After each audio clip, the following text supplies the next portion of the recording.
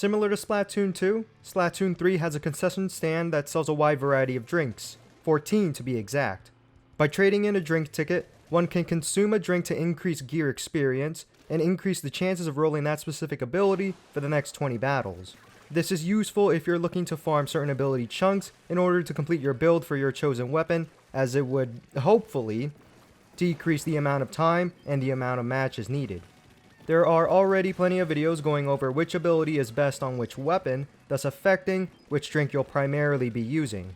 Because of that, drinks such as Sub Resistance Up tends to not be as popular as something like Ink Recovery Up, as the latter drink is a more universally beneficial ability, while also being a part of the insanely useful Last Ditch Efforts ability chunks requirement. Today, I'm going to do something different by ranking the drinks by how they would most likely taste, rather than the ability they give out or how useful that certain ability is. Obviously, this list is subjective as it comes from my own personal tastes and experiences, and that's something that varies from person to person, so don't take this video too seriously, as I'm not the world's finest drink connoisseur, and your personal favorites will most likely be different from my personal favorites. It's also important to keep in mind that there aren't really any descriptions regarding the actual taste for these drinks, so we'll be going off on what we're given, which is the name of the drink, the color, and real-life examples. With all that said, this is how I would personally rank the taste of all the drinks in Splatoon 3. At the number 14 spot, given the title of Worst Drink in Splatoon 3, we have the Stompin' Grape Drink. Look, I know I'm doing a major disservice to those who love grape-flavored things, but grape-flavored things tend to have a tendency to not taste like the actual fruit. It generally tends to taste too much like cough medicine, and this could relate a bit back to how this drink increases your ink resistance. I found a few articles that mention how grape-flavored Jolly Ranchers are found to be the worst original flavor, which I'll link in the description as it helps prove my point even further. Simply put, grape-flavored drinks typically just don't taste that well to me. At number 13, we have the Super Sub Juicer drink. There's not really much to go on for this one. Juicer is in the name of the drink, so I'd assume it'd contain fruit juice. The drink's color is a neon greenish-yellowish mix, so I'd assume it'd contain things like lime, lemon, pears, and maybe some apple. Green and yellow are usually associated with sour taste, and this being a more neon color would most likely indicate that this is an extremely sour drink. With all that said, I rated it poorly, as while the color scheme is really pretty to look at, I'm really not looking into drinking what's probably the most sour thing on the menu, so no thanks. At number 12, we have the Speedy Gazpacho drink. I've never tried gazpacho, but a quick Google search says that gazpacho is a tomato-based Spanish soup with olive oil, vinegar, a bit of bread, and a good amount of raw vegetables thrown in, which doesn't sound too bad. I've seen other people describing it as a type of soupy salsa. It's typically not a spicy soup, so unfortunately my prepared joke of the drink's spiciness being the cause of your increased run speed doesn't really work here. Gazpacho soup sounds relatively delicious, but having it flavored as a drink? I don't know, that sounds pretty sus, as it's either a hit or a miss, nowhere in the middle, which is why it's sitting here at the number 12 spot. For the number 11 spot, we have the main Mega Pucker Up drink. I'd assume the Pucker Up in this drink's name refers to a type of cocktail rather than a kiss. If it were a kiss, I'd assume it'd be a type of indirect kiss from staff, the one who manages the Grab and Go concession stand, which would definitely be something.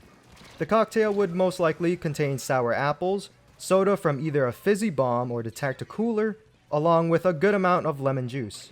The color of the drink is also yellow, which, again, tends to primarily be associated with sour taste, further supporting that the drink is most likely sour. The drink could also have a bit of sweetness to it, most likely not making it as sour as the Super Sub Juicer. Again, I'm just personally not the biggest fan of sour drinks, which is why it's on the lower end of the list. At number 10, we have the Matcha Reviver drink. Matcha is a Japanese green tea powder made from the actual tea leaves. It's noted to have a bunch of flavors, such as having a slight bitter taste to it, but also tasting a tad bit sweet. It mostly has a type of natural taste to it, almost like a grassy, bright, almost nutty type of taste. This drink being a matcha drink is confirmed through its obvious name, but also through the color of the drink, with it being a light green color. I'm assuming the health benefits from matcha is probably what shortens your respawn time, because remember, a healthy squid is a strong squid. A solid drink for sure, as it's not particularly bad, it's just the other drinks are just too good. Sitting at the number 9 spot is the Inkwell Chiller drink. When I initially saw it as a chiller, I immediately thought of the Buzz Balls flavored drinks. The colors of the Inkwell Chiller, a green and orange, most likely contains lime and orange flavors, with maybe a small amount of apple and lemon juices thrown in for taste. The benefits of the drink are pretty great too, as being able to increase the refill rate of your ink tank is an invaluable universal ability. I'd assume this drink is one of the more popular drinks that's bought because of that reason, as well as this being a chunk requirement for the insanely good ability Last Ditch Effort. Because of its popularity, I'd assume the drink itself would taste exceptionally well. However, there are too many unknown factors with this drink. It's simply too hard to predict how this drink will taste based off what we're given, which is why it's ranked here. We've reached the higher middle part of the list with our number 8 spot, with it being the Citrus Hip Hopper drink. Those who personally know me know that I usually drink water. I drink water to offset the immeasurable amount of chicken tenders I consume in my diet. However, there are times where I'm feeling frisky and rebellious enough to drink soda. My two favorite sodas being Sprite, if I want something without caffeine, and Mountain Dew, if I'm not really caring about my health due to the ridiculously high amount of sugar and caffeine present. Mountain Dew actually has its signature yellow-green color because of Yellow 5, a synthetic food dye, so while the Citrus Hip Hopper could taste like Mountain Dew, I'd say it's pretty unlikely. This drink would most likely contain grapefruit, orange, lime, lemon, and other citrus fruits. This would most likely mean it has a sour taste to it, though I'd imagine it would taste surprisingly sweet if prepared well. So I'd go for more of that sweet and sour taste that's refreshing after a long hot day of being outside, which is why it's sitting around the middle of the list. The number 7 spot, the Smoothie Especial drink. With that color scheme, I'm pretty confident in saying that this is a watermelon-centered smoothie. There might be other ingredients added in, like berries, vanilla, or bananas, but this smoothie would taste entirely like watermelon. I'm actually pretty neutral regarding watermelons. Personally speaking, it's good, but there are just other drinks and flavors that I'd rather be drinking. I'll be honest though, every time I've had a watermelon, I've always felt refreshed, ready to take on the world once more. Watermelons in general are pretty popular, so whether you're an adult, a kid, an inkling, or an octoling, it's simply a drink that's pretty recognizable, with a familiar, almost nostalgic type of flavor that everyone can enjoy. At the number 6 spot is the Sublime drink. This drink is a play on the word sublime, which means to have so much excellent that it inspires admiration. I'd venture the guess, and I'm really just taking a shot in the dark here, that because of the name of the drink, I'd assume it's a drink that only contains lime. This is actually supported with the yellow color of the drink, so that's pretty much confirmed. However, this drink is also colored purple, and there aren't any other descriptions to help figure out why that is. My best guess is that this drink is primarily lime flavored, meaning it has a bitter, zesty sort of flavor to it. The purple could come from cranberry juice, blue curacao, or even berries with the purpose of sweetening the bitter drink. It's almost like a Sprite lemon lime flavored soda, just without the lemon, which is why I think it's worth a spot this high on the list. We're here at the top 5. At the number 5 spot, we have the Salty Melon Special drink. This drink has a seafoam green type of color to it, which I really love since seafoam green is my favorite color. Because the name is very direct, I'm most likely correct in assuming that this drink contains melons. I'd assume melons such as watermelon, cantaloupe, and especially honeydew, for that light green coloring, are mixed into this drink. Because the name of the drink also mentions it's a special, which I'm sure is actually referring to its special savor ability, but I'm gonna ignore that. I'd say it's highly likely that the other ingredients were added to help bring out the color and flavors in the drink, such as mint, lime, with obvious salt added in for a sweet and salty mix. The flavoring is simple, yet dynamic, while also being pretty refreshing, which I think is a drink that everyone can enjoy. This drink sounds like the type of mood-boosting drink to ingest after losing a game of Anarchy because your team just keeps getting splatted by the enemy team, but hey, By drinking this, you can get splatted and decrease the penalty from your special gauge when splatted, allowing you to earn your special faster. This all sounds like a huge plus without any downsides, which I believe justifies it being this high on the list.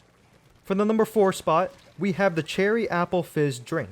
Cherry and apple flavors usually get mixed in together. Mott's has an apple cherry juice that I'd assume this drink would taste similar to, with having that fizzy bubbling effect to it. I'd assume the fizziness is what gives you that extra kick in order to increase your swim speed. I actually have a story from high school regarding cherry flavored drinks.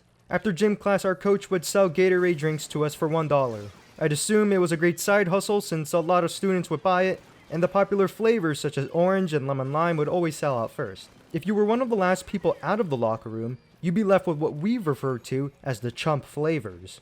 These flavors usually consisted of grape and cherry. I'd usually just pass whenever these were the only available flavors, but one day, I decided to be adventurous. I picked up a blue cherry flavored drink, and it actually ended up becoming one of my favorite Gatorade flavored drinks. I don't drink Gatorade much nowadays, but I will never forget the dehydrated times it got me through, and I respect it for that reason. The top 3. At the number 3 spot, we have the Sub Berry Blaster Blitz. From the name and how the drink itself looks, it is very obviously a berry flavored drink, most likely blueberry, but it could have a small mix of multiple darker colored berries, such as blackberries and maybe even a couple Oran berries. Berry flavored drinks tend to taste very sweet and are generally delightful to drink, like Mountain Berry Blast from Powerade, Berry Gatorade, and Berry Minute Maid. I'd assume the Sub Berry Blaster Blitz tastes similar to these drinks, which is why it's this high on the list. This berry flavored drink tends to be very popular with Splattershot Junior mains, though I'm sure they just really love the taste of the drink, not just to spam splat bombs. Because of its potential to be a sweet tasting drink, as well as it being a familiar taste to many people, I thought it was fair to rate it here at number 3. At the number 2 spot, our runner-up is the Action Berry Twist drink. You know what tastes better than blueberry? Blueberry with lemon. Judging off the colors of the drink, which consists of a yellow and dark blue, I'm assuming this drink has a lemon and blueberry type of taste to it. The sweet and sour taste would most likely blend in and inspire you into intensifying your action, if you get what I'm saying. Lemon and blueberry flavors actually tends to taste really well on its own, but even better when combined together, which is why I felt it was only right to put it this high on the list.